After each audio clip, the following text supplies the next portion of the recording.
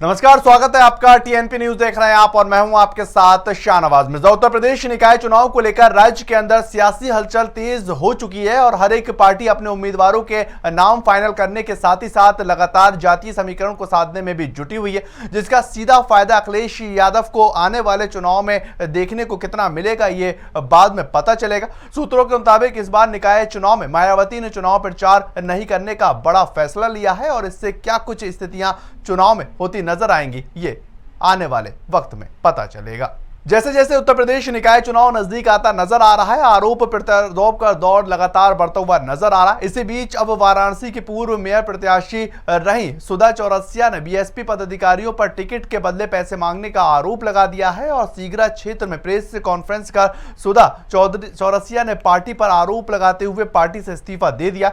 सुधा चौरसिया की माने तो वो पिछले 15 साल से पार्टी से जुड़ी हुई हैं और उन्होंने ये बताया कि इसके बाद वो फिर से मेयर का चुनाव लड़ना चाहती थी, लेकिन चुनावी टिकट के लिए उनसे 3 लाख रुपए की डिमांड रखी गई। बावजूद इसके पार्टी का टिकट के प्रत्याशी को किसी और को दे दिया गया और उसी को लेकर नाराजगी जाहिर की है। मैंने ये प्रेस वार्ता बसपा पार्टी से इस्तीफा देने के लिए बुलाया है और मैं इतना ज्यादा आर्थिक और मानसिक रूप से पीड़ित हूँ कि मुझे पार्टी से इस्तीफा देना पड़ा। बहुजन समाज पार्टी में मैं विगत 15 वर्षों से कार्य कर रही थी और मेयर का चुनाव भी 2017 में मैं लड़ी। 2022 में मैंने एमएलए के लिए टिकट मांगा जिसमें मुझसे पैसे की मांग की गई। माफिया से नेता बने अतीक अहमद और उसके भाई अशरफ की हत्या के मामले को लेकर 4 दिन के बाद पुलिस ने एक बड़ी विभागीय कार्रवाई की है और इसमें 5 पुलिस कर्मियों को सस्पेंड कर दिया गया, जिसमें शाहगंज थाने के एसएचओ अश्विनी कुमार सिंह के अलावा 2 सब इंस्पेक्टरों और एक कांस्टेबल भी शामिल है। जानकारी के मुताबिक शाहगंज पुलिस स्टेशन हत्याकांड की जगह से करीब 100 से 150 मीटर की दूरी पर रहे और इस हत्याकांड को लेकर एसआईटी ने एसओ सहित सभी पुलिस कर्मियों से पूछताछ की है और इसी के बाद एसआईटी की रिपोर्ट के आधार पर सभी के खिलाफ ये कार्रवाई की गई है। अतीक और अशरफ की हत्या के आरोपी तीनों शूटर्स पर पुलिस से कस्टडी रिमांड पर प्रयागराज की सीजेएम कोर्ट में सुनवाई हुई और सीजेएम कोर्ट ने शूटर्स की कस्टडी रिमांड मंजूर कर ली है। पुलिस ने सीजेएम कोर्ट में 7 दिन की कस्टडी रिमांड भी मांगी थी, लेकिन कोर्ट ने 4 दिन की ही रिमांड मंजूर करी। आरोपियों पर 22 अप्रैल को दोबारा कोर्ट में पेश किया जाएगा और रिमांड के बाद तीनों अपराधियों को वापस प्रतापगढ़ ले जाया जाएगा और तीनों शूटरों से पुलिस गहनता के साथ पूछताछ करेगी और पुलिस तीनों शूटरों को मेडिकल के लिए लेकर रवाना हुई और मेडिकल प्रशिक्षण कराने के बाद तीनों आरोपियों से एसआईटी की टीम पूछताछ करेगी और पुलिस अतीक और अशरफ के हत्या तक जानने की कोशिश कर रही है ताकि दूध का दूध और पानी का पानी हो सके। खबर बरेली से है। बरेली के अंदर आईएमसी प्रमुख मौलाना तौकीर पुलिस की सख्ती के चलते अपने समर्थकों के साथ धरना प्रदर्शन नहीं कर सके हैं और पुलिस ने सुबह ही मौलाना के निवास के पास जाकर पहरा देना शुरू कर दिया था। पुलिस ने सख्ती दिखाते हुए इस्लामिया ग्राउंड की तरफ धारा 144 को लागू कर दिया और किसी की भी जाने की अनुमति नहीं दी गई। इस बात से मौलाना के समर्थक काफी नाराज हुए हैं और आपको बताएं कि मौलाना और उनके समर्थक मोहम्मद नदीम के घर से निकलने वाली गली में रास्ते पर धरने पर बैठ गए, लेकिन पुलिस के आगे किसी की भी नहीं चली। इसके बाद मौलाना के पीसी करने से सरकार को घेरते हुए नजर आए और मौलाना ने अतीक और अशरफ की मौत के मामले को लेकर सीएम योगी आदित्यनाथ पर 120(b) के तहत आरोपी बनाए जाने की मांग की है। मैं धरने पर बैठा हूं और इंसाफ की बात करना चाहता हूं। जिन लोगों की हत्या कर दी गई, गलत तरीके से की गई है, उसमें भी प्रयागराज पुलिस ने पूरे उत्तर प्रदेश की पुलिस को बदनाम करने का काम किया है। उत्तर प्रदेश की पुलिस की अब ये जिम्मेदारी है कि ये जो तुम्हारे माथे पर कलंक लगा है इसको कैसे धोना है। अगर इसी तरह जुल्म करोगे, अच्छे लोगों को अच्छी बात नहीं करने दोगे, जबरदस्ती रोकोगे, तो प्रयागराज वाला कलंक तुम्हारे माथे पर भी लगेगा। आगे बात ज्ञानवापी केस की करेंगे। ज्ञानवापी केस में सुप्रीम कोर्ट की ओर से वजूखाने की व्यवस्था के आदेश के बाद वाराणसी जिला अधिकारी एस राज्यलिंगम ने बीते ही दिन मुस्लिम पक्षकारों के साथ बैठक की है और इस क्रम में आज जिला अधिकारी ने हिंदू पक्षकारों के साथ ज्ञानवापी परिसर में बैठक की, जिसमें हिंदू पक्ष के वकील विष्णु शंकर जैन वीडियो कॉन्फ्रेंसिंग के माध्यम से बैठक में शामिल हुए। बैठक में श्रृंगार गोरी केस से जुड़ी महिलाएं, वकील और सभी पैरोकार भी मौजूद मौजूद रहे और बैठक में श्रृंगार गौरी केस से जुड़ी महिलाओं ने ये साफ किया है कि वो किसी भी कीमत पर वुजूखाना नहीं बनने देंगी। वहीं इस केस से जुड़ी वकील सुभाष नंद की माने तो सुप्रीम कोर्ट के फैसले को गलत रूप में लिया जा रहा है। इसमें माननीय सर्वोच्च न्यायालय के आदेश के क्रम में सभी पक्षकारों की बात सुनी गई है। तो इसमें आज हिंदू पक्षों ने अपनी बात रखा था, फिर जो दूसरे पक्ष है उनकी भी बात सुनी गई और प्रशासन को माननीय न्यायालय द्वारा जो निर्देश दिया गया उसका अनुपालन करके न्यायालय को अवगत करा दिया जाएगा। देखिए, आज जिलाधिकारी द्वारा जो बैठक आहूत की गई थी उसमें जो अंजुमन इंतजामिया द्वारा सुप्रीम कोर्ट में प्रार्थना पत्र दिया गया था, उनको अज्जू करने में, लैट्रिन जाने में दिक्कत हो रही है, उसकी व्यवस्था की जाए। तो सुप्रीम कोर्ट द्वारा जो आदेश आया था उसके अनुपालन में बैठक की गई थी। बैठक में हमारे तीनों वादिनी उपस्थित थी, रेखा पाठक, सीता साहू और लक्ष्मी देवी। मंजू व्यास आउट ऑफ स्टेशन होने के कारण उपस्थित नहीं हो पाए। अधिवक्ता के रूप में हम स्वयं सुधीर त्रिपाठी और सुभाष चंद्र चतुर्वेदी उपस्थित थे। राखी सिंह की ओर से शिवम मौजी थे और राम प्रसाद जी, सोहनलाल आर्य जी ये हिंदू तरफ के प्रतिनिधि कर रहे थे। चलिए फिलहाल एक छोटा सा ब्रेक, जल्द हाजिर होते हैं। आप बने रहे TNP न्यूज के साथ।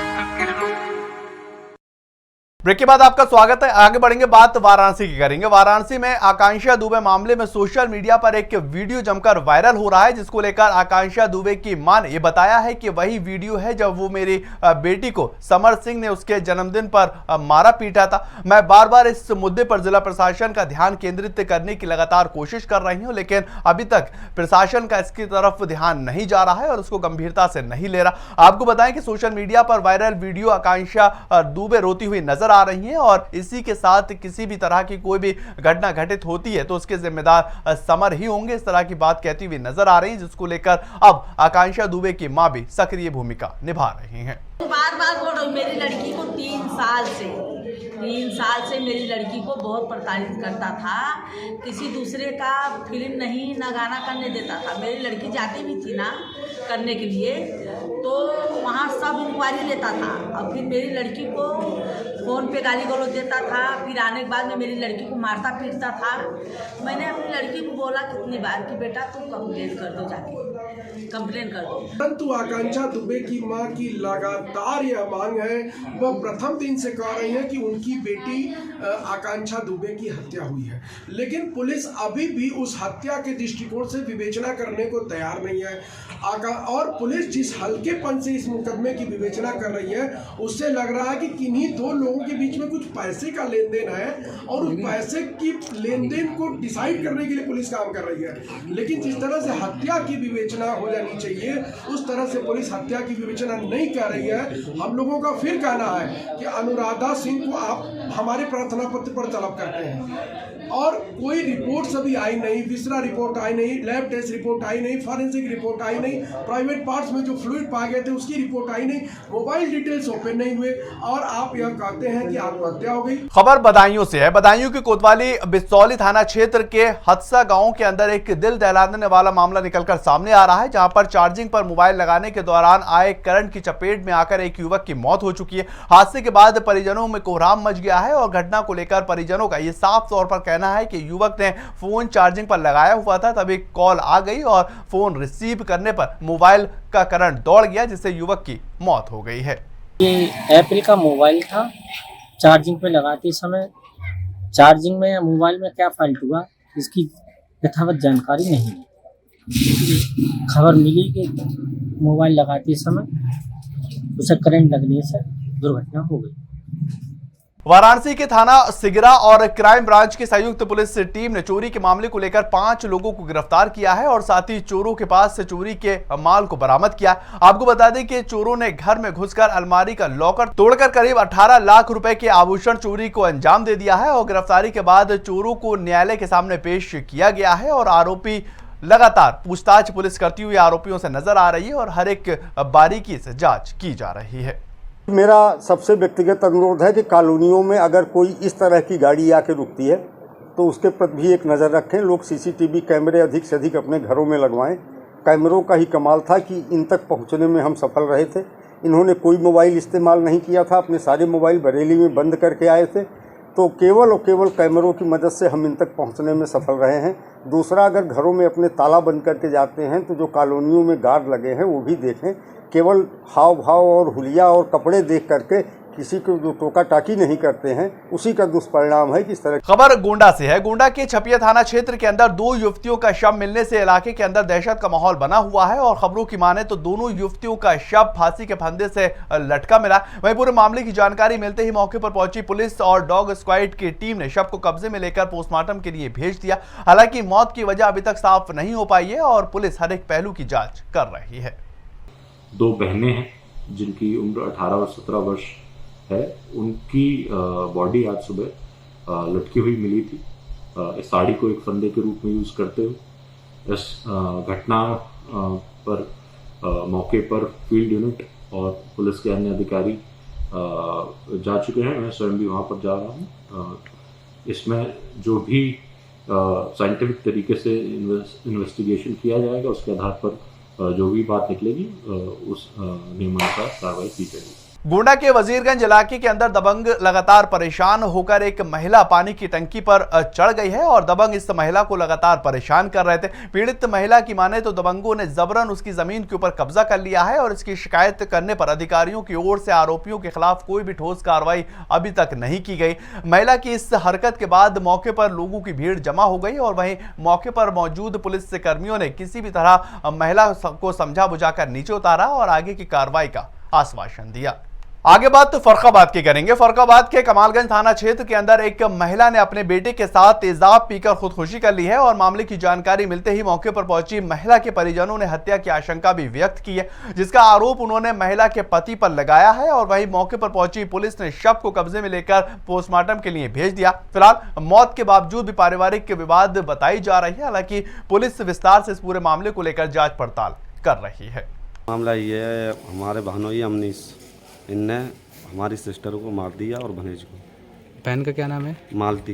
कहाँ शादी की थी आपने? ये क्या नाम है, दरौरा में। दरौरा में। थाना कौन सा है? 112 पे सूचना मिली ग्राम दरौरा थाना क्षेत्र कमालगंज में कि माँ बेटे जो आपस में किसी बात पे विवाद किए, उस पे जो टॉयलेट में तेजाब होता है उनमें उनके द्वारा दोनों के द्वारा सेवन किया गया। इनको तत्काल गाँववासियों द्वारा पास के चिकित्सालय में एडमिट कराया गया, जहां डॉक्टर द्वारा प्राथमिक चिकित्सा के बाद मृत घोषित कर दिया गया। अन्य उच्च अधिकारियों द्वारा घटनास्थल का निरीक्षण किया जा चुका है। अन्य आवश्यक विधिक कार्रवाई की जा रही है। चलिए फिलहाल इस बुलेटिन में इतना ही। ज्यादातर खबरों के लिए आप लगातार बने रहें TNP न्यूज के साथ।